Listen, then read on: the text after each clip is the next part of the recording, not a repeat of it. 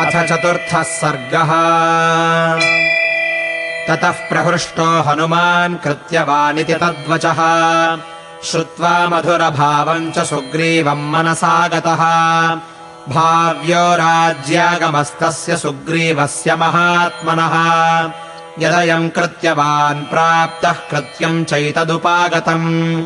ततः परमसम्भृष्टो हनूमान् प्लवगोत्तमः प्रत्युवाच ततो वाक्यम् रामम् वाक्यविशारदः।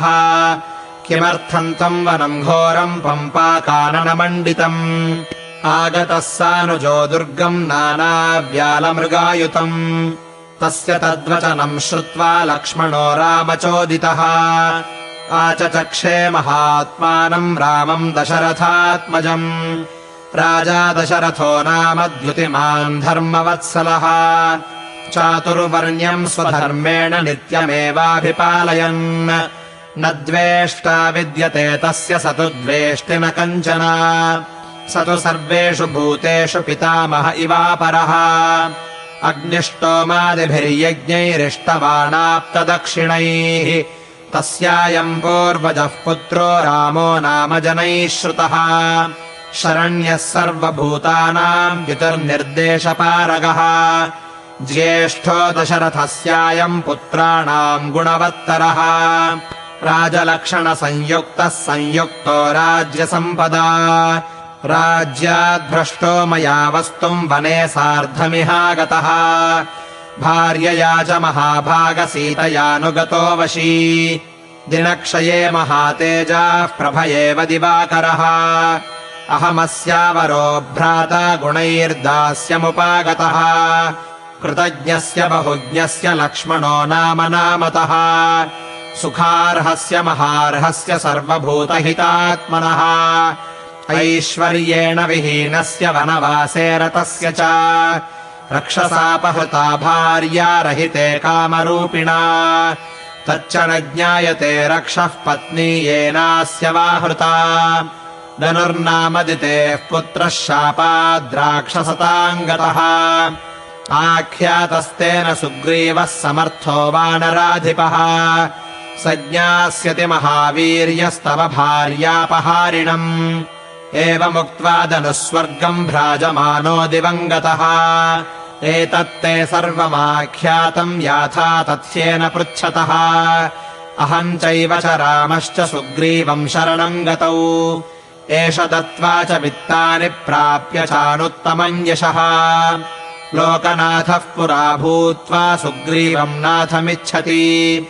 सीता यस्य स्नुषा चासीच्छरण्यो धर्मवत्सलः। तस्य पुत्रः शरण्यस्य सुग्रीवम् शरणम् गतः। सर्वलोकस्य धर्मात्मा शरण्यः शरणम् पुरा। गुरुर्मे राघवः सोऽयम् सुग्रीवम् शरणम् गतः। यस्य प्रसादे सततम् प्रसीदेयुरिमाः प्रजाः। स रामो वानरेन्द्रस्य प्रसादमभिकाङ्क्षते। येन सर्वगुणोपेताः पृथिव्याम् सर्वपार्थिवाः। मानिताः सततम् राज्ञा सदा दशरथेन वै।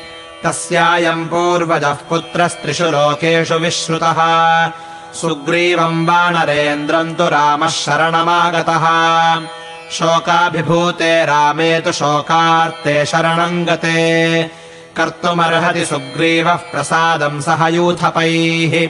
एवम् ब्रुवाणम् सौमित्रिम् करुणम् साश्रुपातनम्। हनूमान् प्रत्युवाचेदम् वाक्यम् वाक्यविशारदः। ईदृशा बुद्धिसम्पन्ना जितक्रोधा जितेन्द्रियाः। द्रष्टव्या वानरेन्द्रेण दिष्ट्या दर्शनमागताः। स हि राज्याच्च विभ्रष्टः कृतवैरश्च वालिना। कृतदारो वनेत्रस्तो भ्रात्रा विनिकृतो भृशम्। करिष्यति स साहाय्यम् युवयोर्भास्करात्मजः। सुग्रीवः सह चास्माभिः सीतायाः परिमार्गणे। इत्येवमुक्त्वा हनुमान्श्लक्ष्णम् मधुरया गिरा। बभाषे साधु गच्छावः सुग्रीवमिति राघवम्। एवम् ब्रुवन्तम् धर्मात्मा हनूमन्तम् स लक्ष्मणः। प्रतिपूज्य यथा न्यायमिदम् प्रोवाच राघवम्।